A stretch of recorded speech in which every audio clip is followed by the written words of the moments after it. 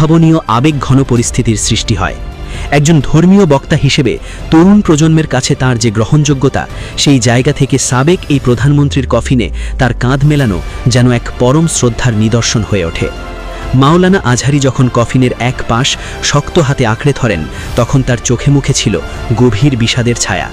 চারপাশের হাজারো নেতাকর্মী আর সাধারণ মানুষ সেই দৃশ্য দেখে নিজেদের চোখের পানি ধরে রাখতে পারেননি। এটি ছিল একটি ইতিহাসের শেষ যাত্রায় সামিল হবার আকুতি। মাওলানা আজহারি কফিনটি কাঁধে নিয়ে যখন কয়েক কদম এগিয়ে যান, তখন তাকে ঘিরে জনতার ঢল যেন আছড়ে পড়ে। সবাই একবার শেষবারের মতো ছুঁয়ে দেখতে চান তাদের প্রিয় নেত্রীর কফিন, শরিক হতে চান এই শেষ যাত্রায়।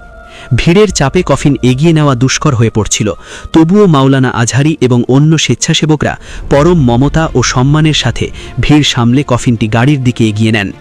এই দৃশ্যটি উপস্থিত জনসমুদ্রের মাঝে এক গভীর ধর্মীয় ও মানবিক আবেগের সঞ্চার করে, যা এই বিদায় লগ্নের শোককে আরও অনেক গুণ বাড়িয়ে দেয়। দীর্ঘ সময় ধরে অপেক্ষমান লাখো মানুষের কাছে এই মুহূর্তটি ছিল পরম বেদনার, যেখানে রাজনৈতিক পরিচয়ের ঊর্ধ্বে উঠে মানবিকতা আর শ্রদ্ধাবোধের এক অনন্য নজির স্থাপিত হয়। এর আগে বুধবার ৩১ ডিসেম্বর বিকেল ৩:৩ মানিক মিয়া অ্যাভিনিউতে সাবেক প্রধানমন্ত্রী বেগম খালেদা জিয়ার জানাজার নামাজ শুরু হয়।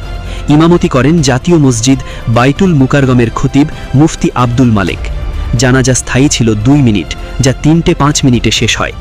এই প্রার্থনাতে সামিল হয়েছিলেন রাষ্ট্রপতি মুহাম্মদ সাহাবুদ্দিন, প্রধান উপদেষ্টা ডক্টর মুহাম্মদ ইউনুস সহ উপদেষ্টা পরিষদের সদস্যবৃন্দ, বিভিন্ন রাজনৈতিক দলের শীর্ষ নেতা এবং বিদেশি কূটনৈতিকরা। জনস্রোত কেবল মানিক মিয়া অ্যাভিনিউতেই সীমাবদ্ধ ছিল না। খামারবাড়ি, আসাদ গেট এবং ফার্ম গেট ছাপিয়ে তা এক বিশাল জনসমুদ্রে রূপ নেয়।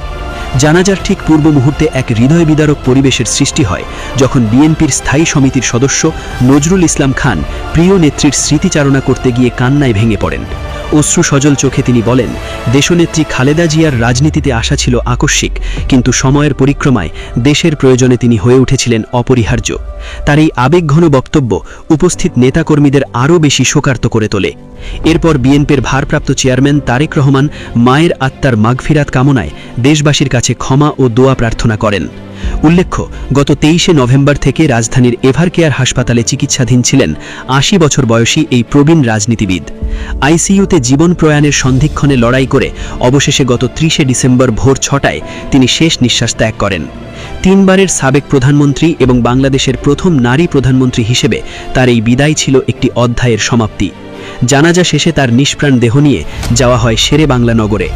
লাখো মানুষের অশ্রু আর দোয়ায় সিক্ত হয়ে এভাবেই চির বিদায় নিলেন বাংলাদেশের রাজনীতির এক অবিসংবাদিত নেত্রী।